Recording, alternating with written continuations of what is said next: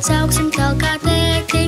Nu, protams, tās ir mūsu māmiņas, kas visu zina un prot, bet motorā, kad vajag pētīt, pēc augsim tāl kā tēti.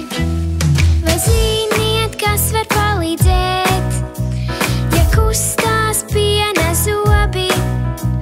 Ja saplīs sulas krūzītē un iztrūkst poga blūzē. Vai ziniet, kas var palīdzēt, ja kustās piena zobi? Ja saplīs sulas krūzītē